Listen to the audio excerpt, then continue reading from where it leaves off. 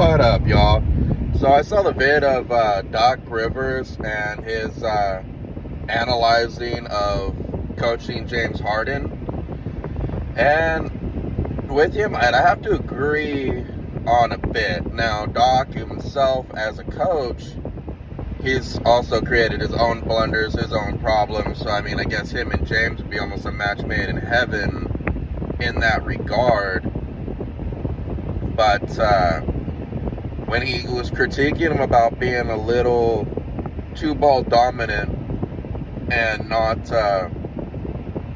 being in motion more, he's always been that way. He's been coached like he's just the star. Luka's doing the same thing now, so that could really do damage to Luka later down the road if we're going to try to win a title. But to keep it on Harden, he has always played that way, and he's had star players around him, but he's never adapted his game enough to be able to play without the ball with other stars. He always has to be the guy. And it's good when he's young, but now that he's gotten to the older point, he's kind of needed to learn to adapt and change the way he did things, like how Carmelo Anthony did. And I don't know if he's really got that in him anymore, because he's just so used to dribbling and trying to do all these fancy moves before going for an assist. He wastes a lot of time dribbling. So the analyzation that he did there, I thought was fair. And now, whether or not do I believe Doc Rivers would have actually trained him to be more in motion, like how Steph Curry and maybe like how Rip Hamilton and them were, where they were always moving if they didn't have the ball? I don't know. It's really hard to say, because Doc Rivers has had a lot of good teams and fell miserably as well when it mattered. He's got the most 3-1 7-game losses ever in a coaching history. So he's got his own issues with that regard. When I was originally watching it, I thought he was about to be, because I heard a little bit of talk before I watched it, I was almost thinking like it was going to be the pot calling the kettle black. But he didn't really bash Harden. He didn't really say anything like out of line on him. And even the whole part where he said working with him was challenging, I think that's fair, because ultimately, if you're a star player and all that, I don't expect that you're going to be easy to coach.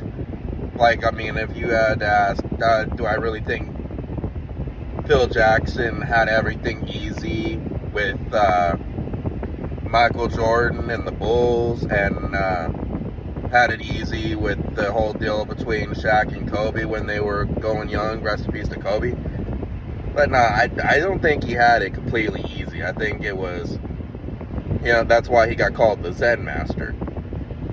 If you're coaching stars, it's going to be a challenge. So people trying to use that as like an attack on Harden, I don't really believe that was an actual attack on Harden. I think it was just him being honest. It was challenging, and he wished he could have got him younger to maybe get him to do a little more movement instead of iso ball, which for me is a fair statement. Now, ultimately, though, in the long term, the Sixers' blunders, Harden didn't show up in the end, which is what he does. He's had a history of it. And then Doc has the history of just blowing leads. That's just who they are. It's kind of, unfortunately, really just kind of in their DNA as a player and a coach.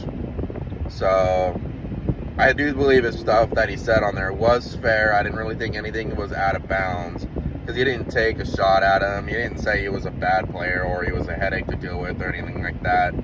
He just gave an honest critique. And if we get to points where just saying honest critiques is now being taken as personal shots, then you're going to be having a bunch of people who can't do shit. Because if they can't handle a little bit of criticism, they can't handle life. But that's really my 2 cents on it. Let me know if you think Doc said anything that was out of bounds. I didn't really see anything. I just kind of, my opinion with Doc is he's for me, I've always thought Doc kind of being overrated. And James Harden, I always just looked at as an all-star, regular season guy, stat stuffer. I never really saw him as a champion because he doesn't play championship ball. He plays kind of more like street ball or 2K ball, which ultimately is like the same thing when I look at Kyrie. But let me know what y'all think. Later.